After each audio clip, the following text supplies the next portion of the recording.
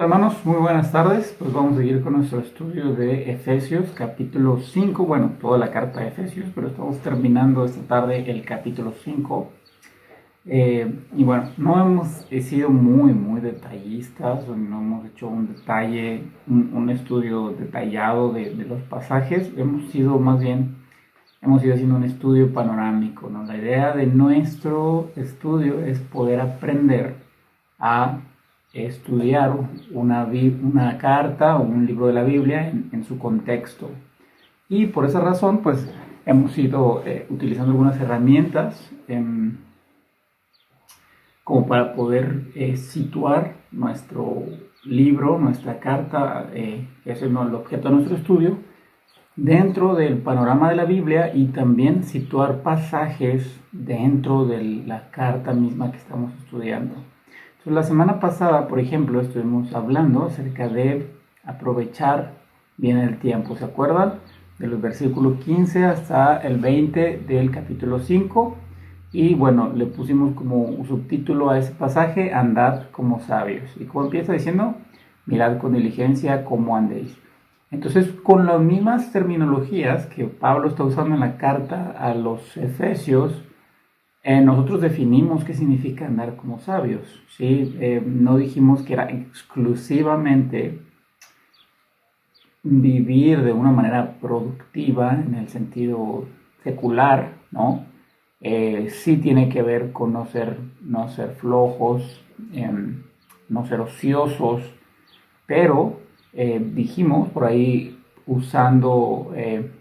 comparando las mismas terminologías que él está usando en otras partes de la carta, que tenía que ver más con el hecho de ser llenos del Espíritu, de conocer la voluntad del Señor y vivir de manera agradable para Él. Entonces no es nada más decir, tengo que hacer y no estar en ningún momento ocioso, sino que también no solo tiene que ver con mi horario de actividades, sino con mi corazón hacia el Señor y hacia los demás. Entonces, bueno, pasando ahora al capítulo 5 del versículo 20, del versículo 21 hasta el 27, 28, hasta el 30. Ese va a ser nuestro pasaje de esta tarde. Y bueno, pues ya no está hablando aquí de andad como sabios, sino que pues por ahí vamos a dejar la tarea, o ya dejamos en la tarea, que dividamos el resto de este capítulo 5, del versículo 21 hasta el 33. Y bueno, el tema que más se repite en esta parte del capítulo 5 tiene que ver mucho con las palabras que más se repiten. ¿Cuáles encontraron por ustedes ahí? ¿Ustedes cuáles encontraron por ahí? También tenemos que identificar las órdenes que se nos está dando. Órdenes, o puede ser también los verbos en imperativo que encontramos. Por ejemplo, el versículo 21, lo puedes ver ahí en la pantalla, dice rápidamente, someteos unos a otros en el temor de Dios. Entonces ahí ya encontramos nuestro primer imperativo, sométanse los unos a los otros. Y todo nuestro pasaje evidentemente se va a derivar de esa orden. Fíjate, sométanse los unos a los otros en el temor del Señor. Y luego empieza hablando por las mujeres. Las casadas estén sujetas a sus propios maridos. Y luego si nosotros avanzamos hasta el versículo 25, encontramos, maridos, amen a sus esposas. Hermanos, bueno, el pasaje de hoy únicamente va a hablar de estos dos grupos de personas, de los maridos y de las esposas. Pero la realidad es que la mitad del capítulo 6 sigue este mismo tema de someternos los unos a los otros. Ahora, muy interesante ver cómo la orden es la misma. Lo que cambia un poquito es cómo se lleva a cabo ese mandamiento, cómo se obedece. Entonces, someterse los unos a los otros en el temor de Dios. Entonces, específicamente le dice a las mujeres cómo deben someterse a sus maridos. Y después el versículo 25, pues también le dice a los maridos cómo deben someterse a sus esposas. Vamos a pasar a la pregunta siguiente. ¿Cuál es la base de nuestra sujeción hacia el cónyuge? Bueno, que yo no estoy casado, a veces he tenido que hablar con personas que sí están casadas y que tienen problemas matrimoniales. Y siempre la razón que dan, que porque ya sea la mujer no se sujeta o el hombre no ama y es tierno y sensible con su esposa, es porque, y siempre dicen algo así como, es que tú no la conoces, o es que tú no lo conoces, es que tú no tienes idea de cómo es. Entonces, ¿cómo vamos a suprimir esa excusa? Pues muy fácil. Versículo 21. Someteos unos a otros en el temor de Dios. Entonces, fíjate bien, no dice sométete a los demás según sus virtudes. Sométete a los demás según las circunstancias, según tu conveniencia en ese momento, según lo que te parezca mejor en esa situación. Dice ahí, sométanse los unos a otros en el temor de Dios. Entonces, en primer lugar, y es clave para entender el resto del pasaje, la base de la obediencia no está en las cualidades de tu esposo o de tu esposa. La base de tu obediencia respecto al matrimonio está sobre Jesús. Él es la base o la persona de Dios. Él es la base sobre la cual tú amas a tu esposa o tú respetas a tu esposo. Porque si tú buscas encontrar la base en las cualidades de tu esposa o de tu esposo, no las vas a encontrar. Vas a encontrar más bien razones para no someterte o para no amarla. Y Dios está claramente anticipando eso. Tú no obedeces a tu esposa o no amas a tu esposa por lo que ella hace por ti. La debes amar por quien Dios es. Y tú no te sujetas a tu esposo por lo que tu esposo hace o no hace. Debes sujetarte a él por quien Dios es. Él es la base del matrimonio porque Él diseñó el matrimonio conforme a su sabiduría y su bondad. Hermano, ahora esto es difícil, sí es muy difícil, ¿no? Y aunque yo no estoy casado, sí te puedo decir que hay otro tipo de mandamientos donde Dios nos manda, valga la redundancia, amar a nuestro prójimo, perdonar a los demás sus ofensas, ese tipo de cosas tampoco están basadas en el mérito de la persona a la que tú vas a perdonar. Están basadas en la persona del Señor. Entonces no perdonas porque aquel merece ser perdonado. Perdonas porque el Señor merece que tú seas obediente y reproduzcas en tu vida su carácter, su persona. Por lo tanto, lo mismo pasa en el matrimonio. ¿Quién diseñó el matrimonio, mis hermanos? Dios. Entonces, bajo ¿cómo podemos decirlo? Bajo la dignidad de quién, bajo el mérito de quién debemos sujetarnos a nuestro cónyuge, pues tiene que ser sobre la autoridad, el mérito y la dignidad de Dios, no del cónyuge en sí, el cónyuge, porque siempre vas a encontrar excusas para no hacerlo. Y esa es parte de bueno, es una gran parte del pasaje y creo que en eso nos vamos a enfocar hoy.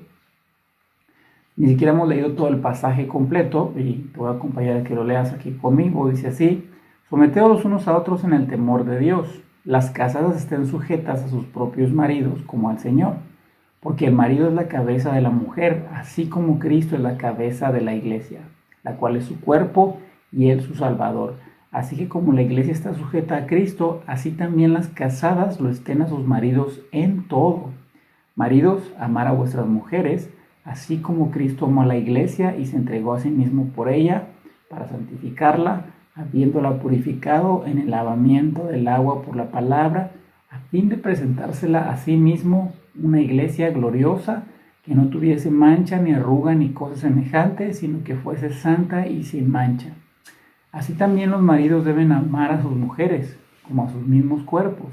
El que ama a su mujer, a sí mismo se ama, porque nadie aborreció jamás su propia carne, sino que la sustenta y la cuida, como también Cristo a la iglesia, porque somos miembros de su cuerpo, de su carne y de sus huesos. Versículo 31. Por esto dejará el hombre a su padre y a su madre, y se unirá a su mujer, y los dos serán una sola carne. Grande es este misterio, mas yo digo esto respecto de Cristo y de la iglesia. Por lo demás, cada uno de vosotros ame también a su mujer como a sí mismo, y la mujer respete a su marido. Muy bien, entonces, ¿cómo podemos dividir este pasaje? Creo que es bastante claro de lo que se trata, ¿verdad? Tenemos palabras que se repiten mucho, como someteos o estar sujetos. Tenemos la palabra casadas, cabeza, cuerpo, maridos, amar, y bueno, entre otras, ¿no? Que hacen alusión también al cuerpo, que es carne, etcétera. Entonces, pues nuestro pasaje de hoy está muy inclinado acerca de las relaciones matrimoniales, las relaciones interpersonales entre los esposos y las esposas. Hermanos, ¿cómo podemos dividir este pasaje? Muy bien, los primeros 4 versículos, del 21 al 24, nos hablan acerca de la mujer sometiéndose a su esposo. Pero los versículos 25 hasta el 30 nos hablan del esposo sujetándose o sometiéndose a su esposa. Y el 31 al 33, pues es una especie de conclusión de lo que Pablo nos está diciendo en este pasaje. ¿Qué les parece si empezamos con la conclusión? Porque hay algo importante que tenemos que notar de lo que Pablo está diciendo. Versículo 31. Por esto dejará el hombre a su padre y a su madre y se unirá a su mujer, y los dos serán una sola carne. Grande es este misterio, mas yo digo esto respecto de Cristo y de la iglesia. Por lo demás, cada uno de vosotros ame también a su mujer como a sí mismo, y la mujer respete a su marido. Hermanos, si tú has leído la Biblia, sabes que Pablo está haciendo referencia a otra parte de las Escrituras. Si tienes buena memoria, vas a saber que está refiriéndose a Génesis capítulo 2, del versículo 21 al 25. Y te voy a invitar a que lo leas ahí conmigo. Dice así: entonces Jehová Dios hizo caer sueño profundo sobre Adán mientras éste dormía. Tomó una de sus costillas y cerró la carne en su lugar. Y de la costilla que Jehová Dios tomó del hombre, hizo una mujer y la trajo al hombre.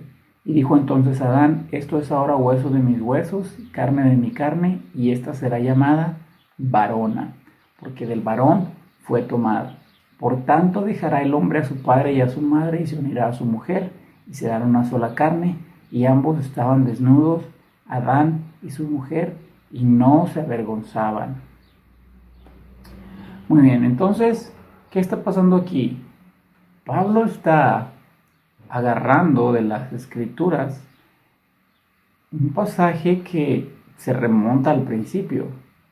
Él no está tomando algo circunstancial, no está tomando algo cultural, no está tomando una idea personal respecto al matrimonio.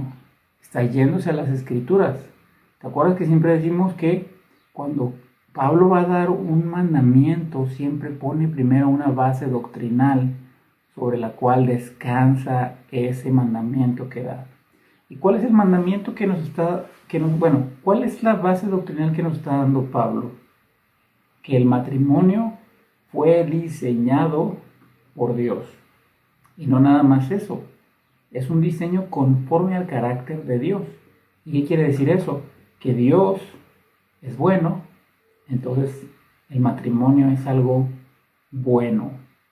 Ahora, eso no quiere decir que no sea bastante sacrificial y duro obedecer lo que Pablo está diciendo acerca de sujetarnos, que la mujer sujete a su esposo y que el esposo ame a la mujer. Ahora, si tú estás leyendo con atención, te vas a dar cuenta que el versículo 22, donde se está mencionando que la mujer debe portarse de cierta manera respecto a su esposo, es muy diferente del versículo 25, donde está hablando de cómo el marido debe eh, comportarse respecto a su esposa. Hermanos, ¿por qué estos dos mandamientos son diferentes? Bueno, pues la respuesta es, evidentemente, pues el hombre y la mujer son diferentes. Pero no nada más eso. Vamos a ir a Génesis capítulo 3 del versículo 16 al 20. Después de que ellos caen en pecado y el Señor los castiga. Dice así, la mujer dijo, multiplicaré en gran manera los dolores en tus preñeces, con dolor darás a luz los hijos, y tu deseo será para tu marido. A él se enseñoreará de ti. Y al hombre le dijo, por cuanto obedeciste la voz de tu mujer y comiste del árbol que te mandé diciendo, no comerás de él, maldita será la tierra por tu causa, y con dolor comerás de ella todos los días de tu vida. Espinos y cardos te producirá, y comerás plantas del campo. Con el sudor de tu rostro comerás el pan, hasta que vuelvas a la tierra, porque de ella fuiste tomado, polvo eres, y al polvo volverás. Y llamó a Adán el nombre de su mujer Eva, por cuanto ella era la madre de todos los vivientes. Hermanos, aquí nada más vamos a tomar esta maldición que está pronunciando Dios contra de ellos por causa del pecado. Solamente vamos a tomar en cuenta la maldición que tiene que ver con las relaciones interpersonales. Y eso es el versículo 16. Fíjate, no nos interesa tanto el dolor de las preñeces ni dar luz con dolor, sino la última parte. Y tu deseo será para tu marido, y él se enseñoreará de ti. Yo no sé si alguna vez has escuchado lo que significa esto, pero tiene que ver mucho con lo que Pablo está diciendo, porque él está diciendo en el versículo 21 de nuestro capítulo 5 de Efesios, someteos los unos a otros en el temor de Dios. Y luego el versículo 22 que empieza con la mujer, las casadas estén sujetas a sus propios maridos en el Señor. No sé si te has dado cuenta, pero la mujer tiende a ser más, ¿cómo decirlo, hermano? Tiene más iniciativa, es más activa, especialmente en la iglesia, eso se ve muy marcado. Las mujeres suelen ser más participativas, más trabajadoras, más voluntariosas, y los hombres tendemos a ser más tibios y más, ¿cuál puede ser la palabra? Pasivos en hacer aquello, ¿no? Específicamente en la iglesia de Francisco de Madero, se nota mucho que las mujeres son las que casi hacen funcionar la iglesia. Y esa característica tiene mucho que ver con lo que está pasando aquí, con la maldición que causó, que trajo a las vidas del hombre y de la mujer el pecado. Entonces, hermanos, el hecho de que el hombre sea más pasivo y la mujer más activa es una consecuencia del pecado, no es parte del diseño original de Dios. Ahora, esa diferencia causa muchos problemas dentro de las relaciones matrimoniales. La mujer a menudo se siente frustrada respecto a su esposo porque, bueno, ella quiere hacer las cosas quizás más rápido, de otra manera, y el hombre tiende a ser más calculador y más pasivo y más lento y más tibio en tomar decisiones. Entonces, por esta razón, la mujer tiende a querer sujetar a su marido a ella. Entonces, por eso Dios está diciendo en el capítulo 3, tu deseo será para tu marido. Ese liderazgo fuerte que naturalmente tienes, con el cual quieres someter a tu marido, pues no va a ser así, porque ese no es mi diseño. Ese deseo es parte de tus deseos carnales. Hermanos, con esto estamos diciendo que la mujer no sirve para nada y no debe opinar o no debe ayudar en X o Y cosa. No, no estamos diciendo eso. De hecho es muy claro el mandamiento de Pablo, está diciendo, sujétate a tu esposo. A veces la mujer se desespera mucho por la pasividad del esposo, pero más bien Dios la manda a que ella impulse a su esposo, no que lo ande jalando cuando ella ya avanzó o empezó a hacer ciertas cosas, sino que lo impulse a hacerlo. Es más difícil eso, impulsar a alguien a hacer algo, que simplemente hacerlo tú y después estarlo arrastrando contigo. Es más complicado, pero hermanos, es lo que Dios nos manda a hacer. Y como dije, no es parte de su diseño original, sino es consecuencia de la caída. Ahora, hermanos, ¿por qué Pablo está diciendo esto? ¿Porque era una preferencia cultural de ese tiempo? ¿Porque así se ha hecho siempre? Pues no, él nos da nuevamente una explicación un poquito más amplia de qué es el diseño original de Dios. Fíjate lo que dice el 23. Porque el marido es cabeza de la mujer, así como Cristo es cabeza de la iglesia, la cual es su cuerpo y él es su salvador. Así que como la iglesia está sujeta a Cristo, así también las casadas estén a sus maridos en todo. Hermano, Dios diseñó el matrimonio y los roles dentro del matrimonio y el mecanismo del matrimonio. A veces no queremos creer eso o obedecerlo, pero está bien establecido. Fíjate cómo Pablo empieza a hacer un paralelismo con la idea de Jesús y su iglesia. Entonces, porque marido es cabeza de la mujer, ¿no? Últimamente en estos años se ha explotado esto del feminismo y el empoderamiento de la mujer. Hermanos, el hecho de que la mujer compita con el hombre no la hace más valiosa. Al contrario, empieza a desgastar y a tergiversar su propia identidad, porque Dios la creó con un propósito específico, no para competir con el hombre, sino para impulsar al hombre. Ahora ve ahí cómo el marido es la cabeza de la mujer. Entonces muchas veces la mujer quiere ser la cabeza de la cabeza. Entonces tal cosa no va a funcionar.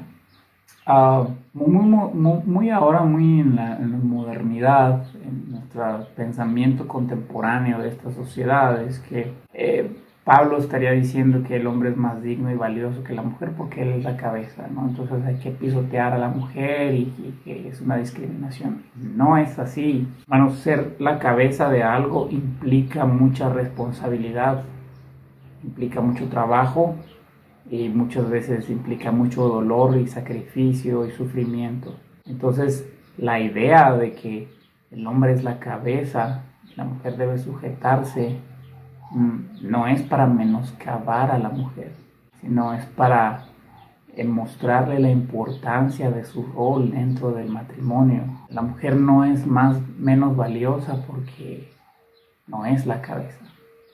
Es igual de importante que el cuerpo. De hecho, podemos pensar en eso, ¿no? Pues, ¿de qué sirve una cabeza sin cuerpo? ¿De qué sirve un cuerpo sin cabeza? Es una complementariedad.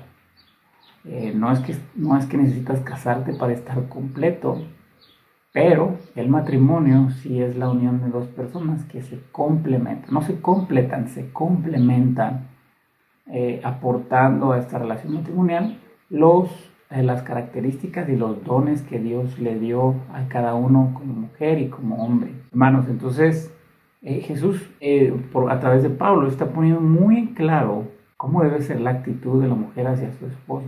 Pues una iglesia es inconcebible que se rebele contra Jesús y empiece a poner sus propias ideas y lo olviden completamente, ¿no? Sería incluso ridículo. Entonces ve cómo él está poniendo este estándar. O sea, el hecho de que te sujetes a tu esposo a este punto, a esta altura. Y otra vez, yo sé que si tú tienes un esposo que es muy mal esposo puede estar diciendo, no, es que esto no me sirve a mí de nada, a lo mejor hasta te molesta, ¿no? Mi hermana, el Señor nos está ordenando que nos sometamos a otros en el temor de Dios, no según las cualidades del esposo que tienes, sino en el temor de Dios. Debes someterte a Él no porque Él vale la pena o porque Él es digno de ser confiado, porque tiene tales características. Quizás sí, en cierto sentido, pero no principalmente. Esa no debe ser tu motivación, sino hacerlo en el temor de Dios. Que si buscas una motivación en tu propio esposo, quizá la encuentres, quizá no la encuentres. Pero si la encuentras, lo más seguro es que te vas a decepcionar, te vas a desanimar. Por lo tanto, debes recordar el versículo 21. Debe ser en el temor de Dios, no en la conveniencia o no en la motivación de ver a mi esposo de cierta manera. Hermanos, esto no quiere decir que tú tengas que aprovecharte de la instrucción del Señor. Porque si bien es cierto que la mujer tiende a ser más activa y tiene más iniciativa que el hombre, pues el hombre peca mucho de pasivo y de irresponsable y de tibio en muchos sentidos. Entonces nosotros no podemos como hombres, y bueno, los maridos no pueden aprovecharse de que, pues ella debe sujetarse a mí en el temor al Señor. Al contrario, debes enfocarte en la instrucción que Dios te está dando como marido, porque de hecho es más larga. Fíjate lo que dice el versículo 25. Amad a vuestras mujeres, así como Cristo amó a la iglesia y se entregó a sí mismo por ella, para santificarla, habiéndola purificado en el lavamiento del agua por la palabra, a fin de presentársela a sí mismo como una iglesia gloriosa, que no tuviese mancha, ni arruga, ni cosa semejante, sino que fuese santa y sin mancha. Así también los maridos deben amar a sus mujeres como a sus mismos cuerpos. El que ama a su mujer, a sí mismo se ama, porque nadie aborreció jamás su propia carne, sino que la sustenta y la cuida, como también Cristo a la iglesia, porque somos miembros de su cuerpo, de su carne y de sus huesos. Número 1, así como Dios está diciendo en los primeros versículos acerca de cómo la mujer debe sujetarse bajo los méritos de Cristo a su esposo y pone a Jesús y a la iglesia como su estándar, también lo hace respecto a los maridos. Y espero que notes que es más largo el pasaje acerca de los maridos amando a sus mujeres que de las mujeres respetando a sus maridos. Hermanos, leímos el capítulo 3 de Génesis acerca de la caída, porque es interesante que incluso nosotros al amar o al obedecer lo queremos hacer bajo nuestros propios términos. Entonces la mujer es más dada a luchar contra la sujeción a su esposo que al amarlo, porque la mujer tiende a ser más emocional.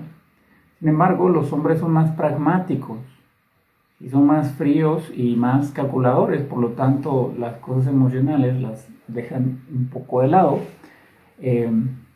No sé, por ahí he escuchado muchas veces chistes como que hay una pareja que está en una sesión de consejería matrimonial y la mujer dice, es que nunca me dice que me ama, que me veo bonita. Y él le dice, bueno, pero pues es que yo te dije eso el día que nos casamos. Ya es suficiente, ya lo sabes, ya te lo hice saber, ¿no? Entonces, mostrando la gran diferencia en cómo procesa el hombre y la mujer diferentes cosas dentro de la relación. Entonces, hombres, Dios manda que amen a sus esposas como Cristo amó a la iglesia. ¿Y qué implica eso? Un amor sacrificial y un amor que sustenta y que protege. Ahora, en primer lugar, quiere decir que tú tienes que ser el proveedor de tu hogar, pero no nada más el proveedor económico. Debes proveer amor, protección, cuidado, guía. Debes proveer, tú eres el sacerdote de tu casa, debes sustentar a tu familia, no nada más física o económicamente, debes sustentarla espiritualmente, debes ser la luz, el farol de tu casa, debes guiar a tus hijos, instruir a tus hijos en los caminos del Señor, porque eres la cabeza. Pues a veces pensamos que ser la cabeza del hogar es un derecho que te permite discriminar o soslayar la dignidad de tu esposa. Pues no, es todo lo contrario. Un privilegio trae mucha carga y responsabilidades. En vez de ser la cabeza para aprovecharte de tu esposa, es ser la cabeza para servirla y para honrarla. Así como Cristo honra a su iglesia y le es fiel a ella. Entonces, esta idea de Jesús y su iglesia encierra muchas cosas de cómo debe ser la relación en tu matrimonio. Pues tú no te puedes limitar nada más a proveer económicamente para tu esposa y para tus hijos, porque eso no es lo que hace Jesús. Jesús no nada más sustenta de alimento a su iglesia. No somos un ganado, ni tu familia es un ganado tampoco. No son animalitos que simplemente necesitan que les des de comer y de vez en cuando llevarlos al veterinario. Son personas, son seres humanos y necesitan que tú les proveas también seguridad, cuidados, que los afirmes, que los hagas sentir seguros, amados, aceptados, importantes. Esa es tu función como cabeza. Y por eso el Señor se pone a sí mismo de estándar. Así como Cristo amó la iglesia, así debes amar a tu esposa. No debes darle migajas de amor. No debes darle migajas de atención. Debes esforzarte por hacerla sentir amada.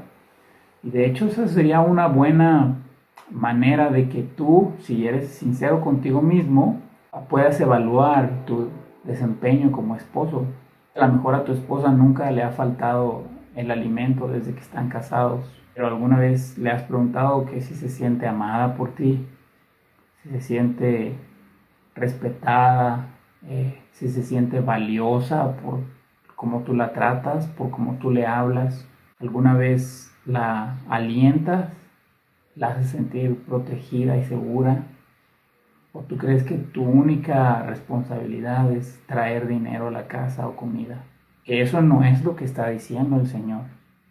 El hecho de que tú seas la cabeza del hogar no nada más quiere decir que tú mandas a todo.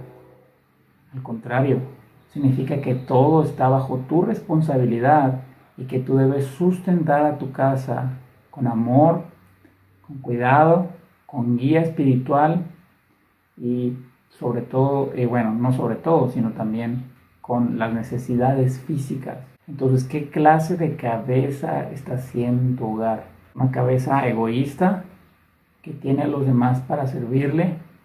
¿Tratas a tu esposa como si fuera tu sirvienta? ¿O eres un hombre que vive su matrimonio a la luz del Evangelio, que trata a su esposa como Cristo trata a la iglesia?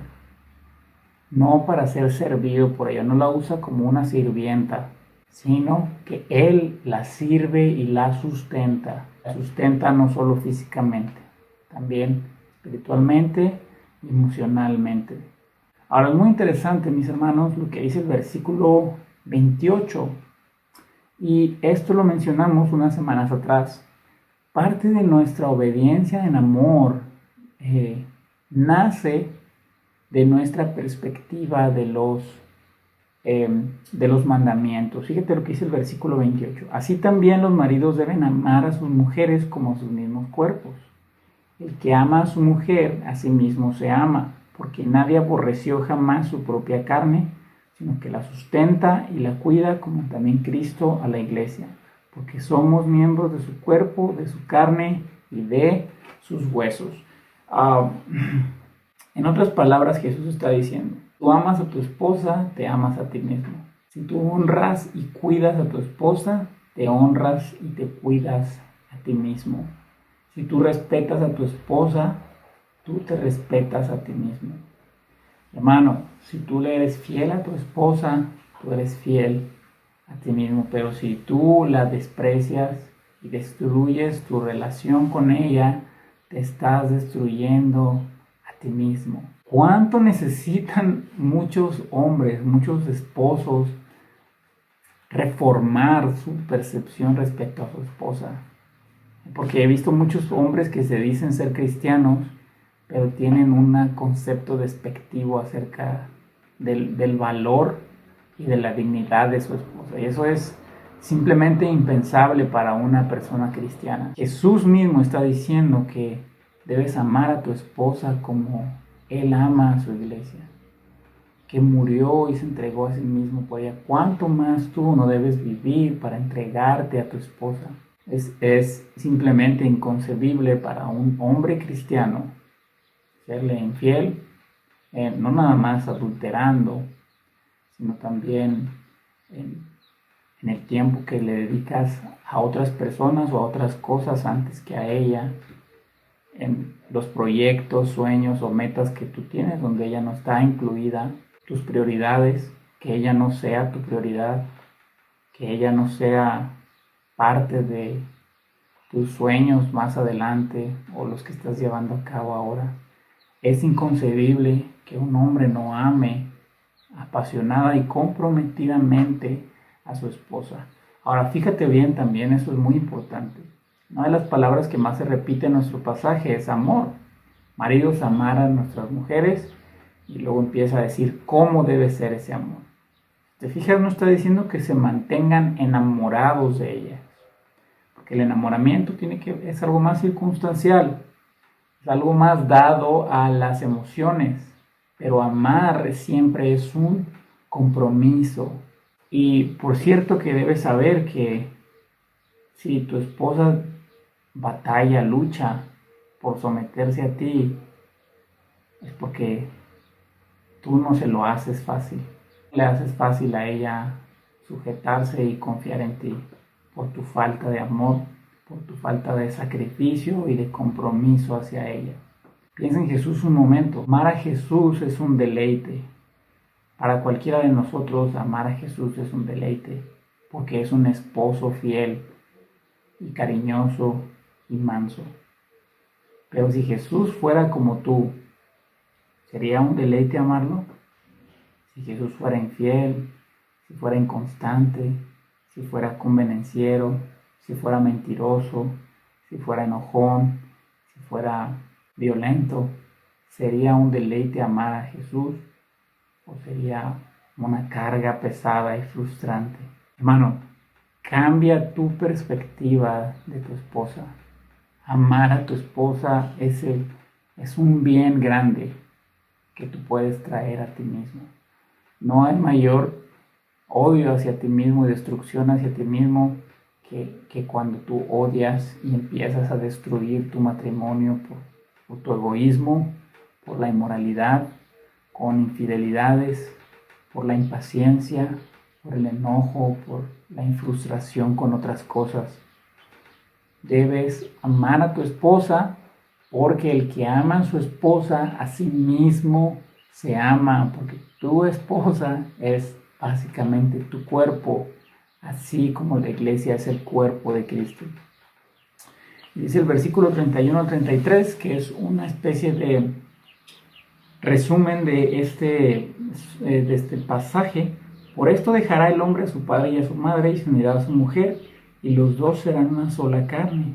Grande es este misterio, mas yo digo esto respecto de Cristo y de la iglesia. Por lo demás, cada uno de vosotros ame también a su mujer como a sí mismo, y la mujer respete a su marido. Mujeres, respeten a su marido, sométanse a él, por más bruto que sea, por más onzo que puedan ser, por más renegado, muchas veces irrespetuoso, irresponsable, hiriente, porque él no es la base de tu sujeción, es Dios. Deben las mujeres someterse a sus esposos en el temor de Dios. Pero esposos, amen a sus mujeres también en el temor de Dios. Ámala porque Dios te ha hecho capaz de amar con un amor verdadero, fiel, duradero y puro. Y hermanos, hay algo muy interesante que viene aquí, es parte de lo que dice Génesis 2. El hombre dejará a su padre y a su madre y se unirá a su mujer y será una sola carne. ¿Sabes qué significa eso? No es nada más algo literal, o no es exclusivamente literal. No es que tienes que dejar la casa de tus papás e irte a vivir a una casa donde estén tú y ella solos. Es algo que pasa en el corazón. Tu prioridad ya no son tus papás después de casarte, ni tus amigos, ni tu trabajo, ni tus compañeros, ni tus propios hijos. Tu prioridad es tu esposa, y después tus hijos, y después otras relaciones humanas. Pero tu prioridad es tu esposa, es lo que está diciendo el Señor cuando dice, dejará a su padre y a su madre. Sí debe seguir honrándolos, pero ya no es la primera persona a la que les da cuentas, ni a su madre ni a su padre, a su esposa. Así que cuando tienes problemas familiares, tú tienes la obligación de defender y cuidar a tu esposa. Incluso si tu propia familia habla mal de ella, o la desprecia, o la rechaza, tú tienes la obligación de defenderla y de darle a ella la prioridad. Yo he visto muchos hombres que son unos cobardes, porque dejan que su esposa sea pisoteada y humillada para que ellos no salgan mal, para no tener problemas. Pero lo que Dios está diciendo cuando nos dice que el hombre debe dejar a su madre y a su padre es que debe de dejar todas las cosas en segundo lugar. Y en primer lugar, su matrimonio, es su esposa.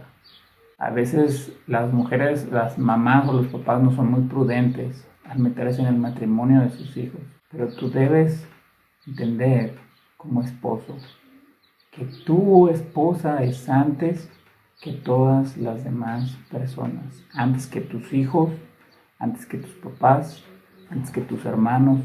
Tú debes defender y cuidar a tu esposa, especialmente cuando ella está en lo correcto, cuando está sufriendo de una injusticia por parte de los demás, porque son una sola carne. Ella es tu cuerpo. Y amar a tu esposa es amarte a ti mismo. Así que debes dejar de pensar, de depender emocionalmente de tus papás y de cualquier otra persona para entregarte únicamente a tu esposa. Hay muchos pasajes, y uno de ellos es Abraham, un pasaje de Abraham donde él deja que se lleven a su esposa Sara por miedo, incluso miente acerca de ella, dice que es su hermana, que no es su esposa. Entonces este rey está a punto de acostarse con ella. Y es un buen ejemplo para ver lo falibles que somos los hombres para cumplir el importante y el sagrado papel de esposo. Así que mi hermana, si tú tienes un esposo que no es cristiano, o tienes un esposo que es un cristiano a medias, que es una cosa en la iglesia y otra en tu casa, que es muy común ver eso, no te enfoques en él, enfócate en el esposo que tendrás por la eternidad. Un esposo perfecto, fiel y que te ama con un amor eterno. A lo mejor el esposo que tienes aquí muchas veces no te hace sentir apoyada, segura o amada. En vez de ayudarte a sanar cosas en tu corazón, te lastima más. Pero tienes un esposo en los cielos que está preparando una morada eterna. Y hermano cristiano, si tú eres un esposo o te estás preparando para... Tu estándar debe ser Jesús y su carácter para vivir una vida, un matrimonio que lo honre y lo glorifique. No son tus propios estándares, sino el de Jesús. Amar a tu esposa como Jesús ama a la iglesia. Y debes pensar esto también. Amar a Jesús es un deleite, pero es un deleite para tu esposa amarte a ti.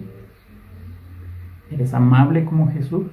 ¿Tus palabras son tiernas y de aliento como Jesús?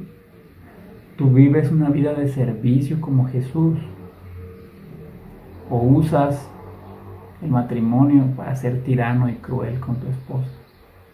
Analiza tu corazón y recuerda que como cabeza de tu hogar, tú darás cuentas de cómo llevaste tu matrimonio.